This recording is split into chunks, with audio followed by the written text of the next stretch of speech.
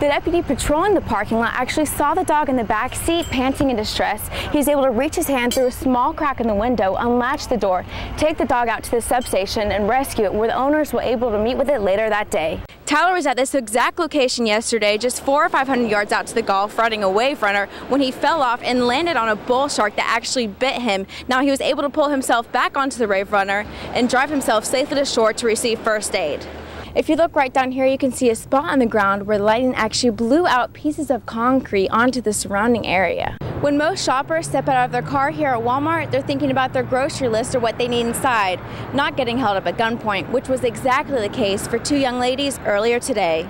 As you can see, the brush fire burning behind me, generating a lot of smoke overhead in Gulf Shores and Orange Beach area. Now there is a storm coming in, which is going to make a little bit of complication for the firefighters that are trying to strategically put out this fire. Apart from Warren Williams' intermediate family members, the congregation here at First Methodist Church have been there for him through this entire judicial process, sending him letters of support and even visiting him in jail. The church community was shocked when the news came that 14-year-old Warren Williams had shot and killed his own father. Youth minister Rick Branch knew Warren before the tragedy, and like so many others, he has looked back trying to recall any warning signs. There isn't anything that I'm aware of that any of his friends can think back to and say, oh, I just wish I had noticed this or noticed that.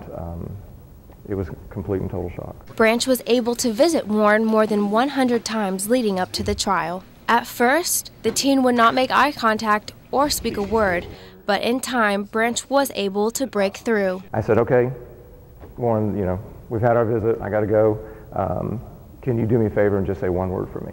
And I said, even if the word is just no. And I didn't think it would work, but I thought maybe he would just say the word no. But he looked me right in the eyes for the first time and said, thank you. And that's just who Warren is. It still remains to be seen if Warren Williams' request to serve a portion of his sentence in a juvenile facility will be granted by the court. Catherine Rosello, Channel 3 News. This is the room where the fire started, and as you can see, it is very badly damaged. 5-year-old Martell and his brother were sleeping in this bed when the fire started. He woke up to the burning fire in his room, crossed the hallway into his mother's room, and told her that his covers were on fire. They always say make it out the bed. A lamp plugged into an uncovered electrical socket started the fire just before midnight. My 5-year-old was upset. He was just hollering, Mama, the cover is burning us. The cover is burning us. When Bianca woke up, the hallway was filled with smoke and her 11-year-old son was still in the bed that had caught on fire.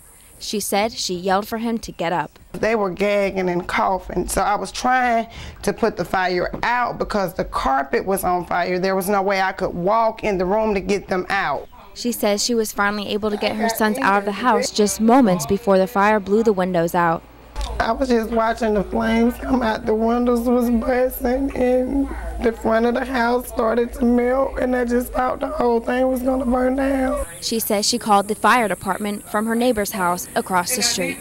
I just thank God that my family was able to get out, and Everything.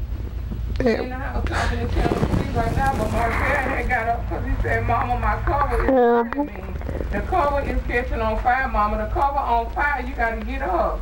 Bianca says she feels blessed because her children could have died last night. However, she does anticipate her family will still take some time to recover. Everything is damaged. All of their clothes, their TV melted, their game systems, everything that they had is gone.